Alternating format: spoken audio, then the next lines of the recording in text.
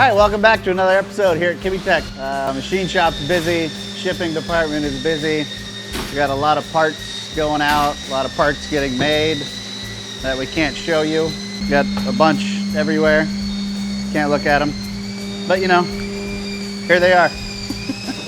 And there, how many total? 3,000. I'm gonna go with 9,000 of them. Because all these boxes are full of them. Those are all full of them. And a new part, Ram TRX leveling kit collars for the front. So this is like a preload spacer. So basically you could probably even do it on the truck. You just preload the coil spring and then this bolts on the bottom. Obviously it'll be slit and it'll bolt together. And that basically will just move the bottom collar spring retainer. It'll bring it up and then this will actually level the truck. So we did it on the test truck.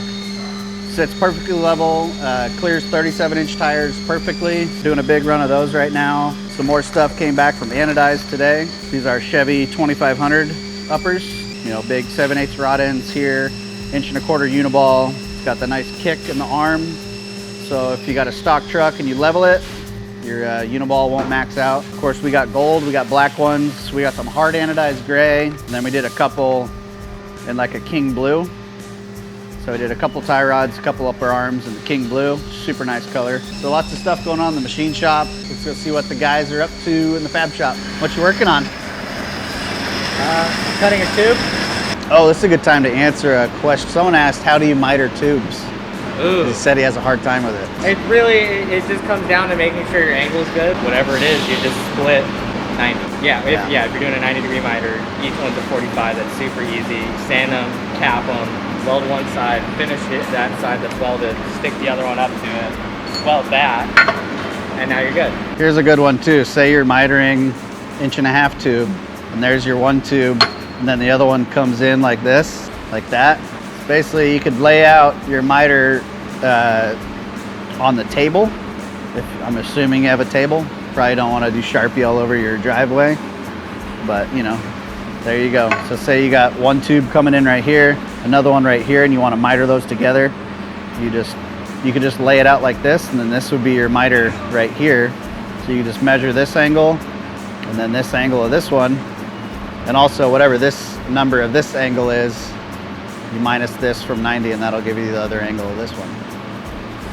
That's an easy way to figure out your miters. You could just cut your tube, say you lay it over it like this, and then you just mark your miter, start there, and then cut it until it fits your angle that you have on your table, and then do the same with the other one, and then make sure they're flat. Then you just butt them right into each other, and there you go, you got a miter. So he built this on the table. Basically this is 90 degree. So he just built this whole thing on the table, and then we added the tube clamps later. So this is a pretty easy miter. It's just 90 degree.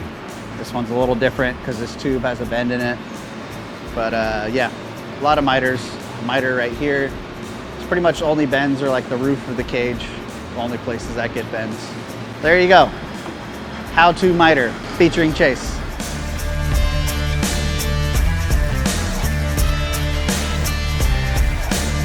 All right, back here on Dan's truck. See, we got water lines in there. We got the filler neck in there. So basically the cap will be the highest point. We're gonna add some bungs into here for like the steam vents off the heads. Yeah, this is how we've done most of our coolant lines in the past. We usually don't get the cap in the radiator, and we'll add it in the upper water line. And then we always try to run that cap really high, so it's the highest point to get all the air out. But yeah, we got the headers, exhaust pulled out. We got most of the tubes welded out that we can with the motor still in there. So next up, we're gonna pull this motor, probably end up pulling the trans so we can weld everything out. All the tube work from the firewall back is done. There's only gonna be pretty much one more tube in the front of the truck. So one on each side, so basically 2 more tubes in the whole truck, and then there's no more tube work to be done on this thing besides bumper, but that's later on. So moving on to the middle, you see all the chassis lacings in there, everything's welded out. Some saddles for the exhaust. We'll just kind of clamp the exhaust into place. Drive shaft should be here tomorrow, then we'll get that all sorted out. This big tab right here, we're gonna cut it out and probably add, you've probably seen us do this on a lot of stuff. Say like here, in here. We'll radius this out. So then we'll only weld from here to here, there to about there, just to minimize welding. And there's no point into welding all like 18 inches of that. So we do that a lot just to add some styling and just to add or just reduce on some weld time. So we made a mount for the rear seat that will bolt into this, and then it'll hold the front of the seat mount. And then we're going to build a little enclosure around the seat with a little like flip down deal on the front, and then you'll be able to have a little storage under the back seat. Be kind of nice. Yeah, rear sheet metal is already all made, but I didn't want to get that in yet until I finished the driveline and get that sorted out. Yeah, it's just over there on the table. It's ready to go in. Coming along pretty good, and then got some new parts. So this is what will be at every corner of this truck. Is a big Brembo trophy truck, 6-piston monoblock caliper. So this is pretty much, you'll find this on almost every trophy truck. It's pretty much a go-to for high performance braking. So our buddies at ID Designs hooked us up with these. We got their radial adapter brackets. So this goes to like a 6-inch bolt spread. Super nice caliper, and pretty much to set a truck up on a set of Brembos with their master cylinders and everything. It's over 20 grand in brakes. They work the best. So especially with the 40s and stuff like that, this is just the way to go.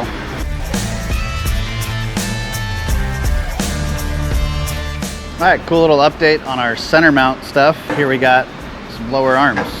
So these are our lower arms for our center mount front ends. 2-wheel drive. We haven't got these all burned up. Obviously this is just in here to keep the arm from wanting to move around or change that spread. So we'll cut this out. We'll put the bushing pivots in. Big uniball cup goes here. It's got a wrap for the uniball cup. Some other overlays that'll go on after the uniball cup is in there, and then some bushing wraps as well. And then some overlay plates for like limit strap. And then we're gonna add some other tabs for brake lines so we could run a hard line across the lower arm. So this front pivot hole right here is for the bypass. And then this is the coilover. So we added some extra clearance here for at droop for the coil plate to clear the arm. Pretty much good to go on these. So yeah, pretty excited. Lots of keyways on this thing, lots of internal ribs, keep it strong. Pretty cool to see them finished up. So a little size difference compared to like the trucks with the frame rails. You can see these things are pretty big. Next step is the bushing pivots, the uniball cup, and then get these things on the trucks. So yeah, behind me we got some more rear ends going on. It's another Curry rear end for our buddy Eric. We're doing another Raptor build similar to Mike's over there. So we got the rear end in. We got all our upper link pivots all root passed and then ready for final pass on the outside. Yeah, with the upper truss, when they add this on, we have to cut some of it out. That's why this looks a little different here. We sell these upper pivots specific for these rear ends. And then we already made like sway bar tabs and stuff like that. So we can get those on there. And then it'll get our billet lower link tabs as well. And then made the brake line tab. So it'll get the brake line tab there. Just kind of clean this thing up, getting it tabbed out, ready for another F-150 build. And speaking of F-150s and Raptors, let's go see what's going on with this one over here.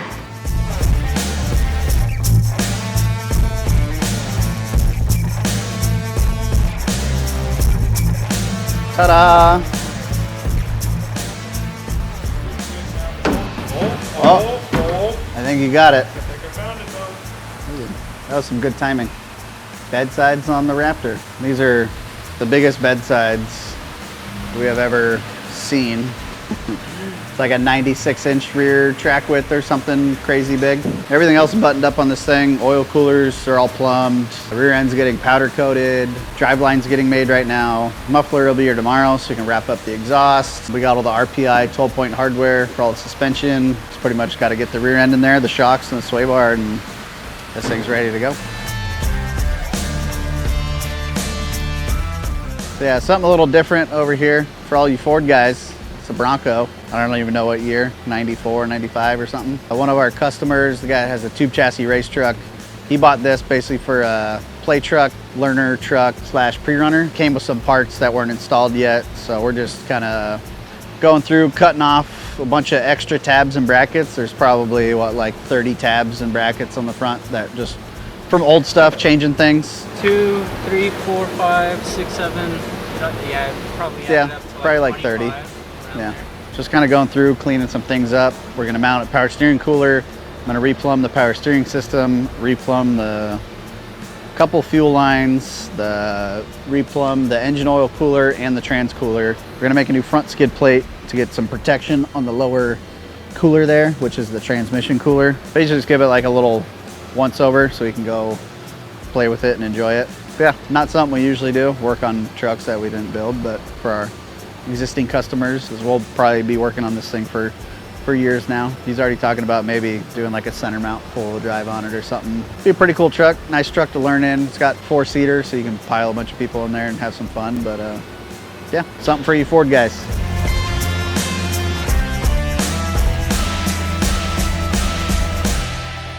Black Jacket 705. What other builders inspire you or do you follow? What keeps you motivated to keep progressing and innovating? Robbie Gordon. That's a cool truck. Yeah, well, I think it's a lot more than that. Just Yeah. building a cool thing or doing a cool thing. For me, like, I don't go to shows really, and I don't go to like, you like going to the shows and stuff like that, but I like the shows. I'll walk pretty right cool. through there and I won't stop and I won't look at a thing because nothing really. Yeah, That's I like- a tough one because I'm not really too inspired when looking at other people's stuff. Back in the day, you know, I used to crawl under still do it, Off-Road Expo. You know, last time I went, 3 years ago or something? Mhm. Crawl under the Riviera truck and look at that thing. But I'd say in the early days, we all got to go with Motorcycle Mania with Jesse James. That's a pretty good one, actually. How many times? I watched that probably 10 times. I don't know how long ago that was. It was probably 12 or 13. Yep, I'd say that. And a couple of my buddies ended up working at some motorcycle shops, like Exile Cycles and stuff like that. So that was cool. And a couple of them had pre-runners. It was like Nestor from New Line, and then Robbie Gordon stuff, Larry Plank. And yeah, and then Mason does some cool stuff now. I'd say most of like the two-wheel drive trophy trucks are pretty similar, but that whole four-wheel drive trophy truck is just its own animal, so it's pretty cool, something different. Mm-hmm. And that's about it. Look at this thirsty bitch over here. Look at him. Look at him drinking water.